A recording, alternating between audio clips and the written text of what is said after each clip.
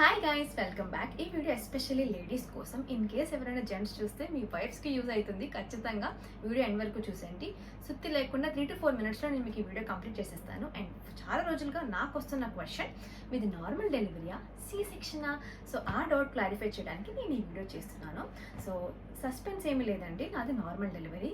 So ఇదైతే మీకు ముందు క్లారిటీ ఇచ్చేస్తున్నాను. అండ్ ఈ నార్మల్ డెలివరీ రావడానికి మీరు ఏమైనా ఎక్సర్సైజ్ చేశారా, లేదా మీరు ఏమైనా టిప్స్ ఫాలో అయ్యారా, లేకపోతే అలా ఫ్లూక్లో వచ్చేసిందా అని అనుకోవచ్చు. సో అవన్నీ నేను మీకు క్లారిఫై చేసేస్తాను. జనరల్గా నాకు ప్రెగ్నెంట్ అని తెలిసిన డే 1 నుంచే మా హస్బెండ్ నన్ను మైండ్లో ఒకటి ఫిక్స్ చేస్తారు. నువ్వు నార్మల్ డెలివరీ ఫిక్స్ అయిపో, నీకు నార్మల్ డెలివరీయే రావాలి అని చెప్పి నన్ను మోటివేట్ చేస్తూ ఉన్నారు. నాకు బ్రెయిన్ వాష్ చేశారని చెప్పాలి. సో నా మైండ్లో ఓకే అయితే నార్మల్ డెలివరీయే అన్నదే పెట్టుకున్నాను తప్ప, జనరల్గా నా కేసు చెప్తున్నాను, నేను సి సెక్షన్ కోసం అస్సలు ఆలోచించలేదు. నేను ఫస్ట్ నుంచి నార్మల్ డెలివరీ అవ్వాలి అని అనుకున్నాను. ఎట్ ద ఎండ్ నాకు నార్మల్ డెలివరీ అయ్యింది. సో దీనికోసం నేను ఏం చేశాను అనేది ఇప్పుడు చెప్పేస్తాను.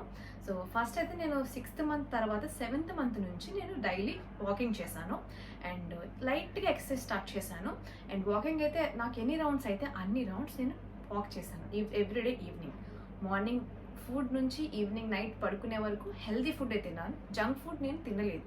ఎప్పుడైనా క్రేవింగ్స్ ఉంటే వీకెండ్కో లేదా అక్క వాళ్ళు ఎవరైనా వస్తే అప్పుడు మాత్రమే నేను జంక్ ఫుడ్ తిన్నాను. అండ్ రిమైనింగ్ అంతా కూడా నేను డైలీ ఎక్సర్సైజ్ చేశాను, వాకింగ్ చేశాను అండ్ హెల్తీ ఫుడ్ తిన్నాను. ఈ 3 చాలా ఇంపార్టెంట్ విషయాలు, మీరు కూడా గుర్తుపెట్టుకోండి.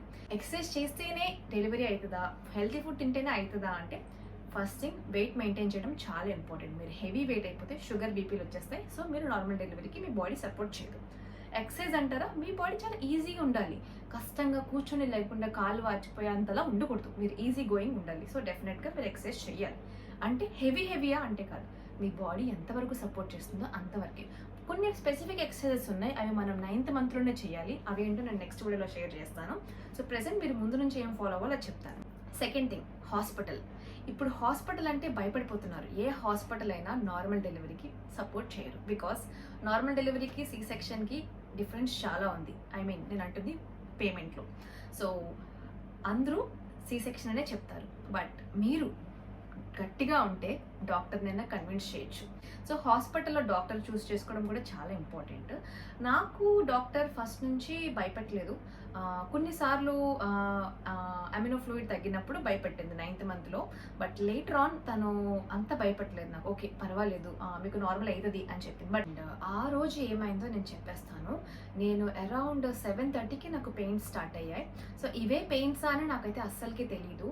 నేనేంటో అనుకున్నాను. బట్ ఇవి పెయిన్స్ అని మా మమ్మీ వాళ్ళు, పెద్దమ్మ వాళ్ళు అందరూ చెప్తే ఓకే ఇవే పెయిన్స్ అని చెప్పి నాకు ఏమేం కావాలో అవన్నీ తెప్పించుకుని తినేసాను ఫస్ట్ ఆఫ్ ఆల్. సో మళ్ళీ డెలివరీ తర్వాత మళ్ళీ పచ్చం అవి అని తినేయారు కదా అని చెప్పి ముందే తినేసాను. తినేసిన తర్వాత లేటర్ ఆన్ అంటిల్ 10:30 వరకు నాకు పెయిన్స్ వస్తున్నాయి.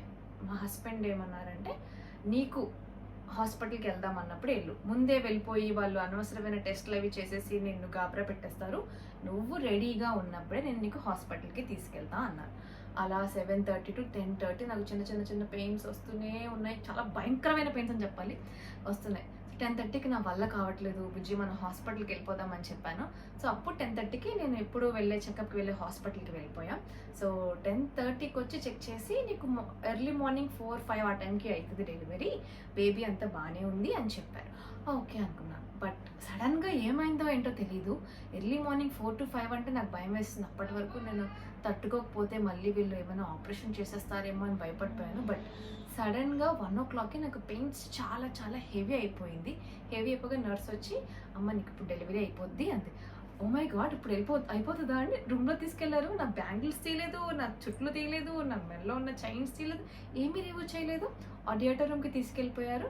ఇదే డెలివరీ అన్నారు. నాకు అసలు అర్థం కాలేదు. నేను అలా 1కి డెలివరీ రూమ్కి వెళ్ళి 2:30 వరకు నాకు కంటిన్యూస్ పెయిన్స్, పుష్ చేయాలి.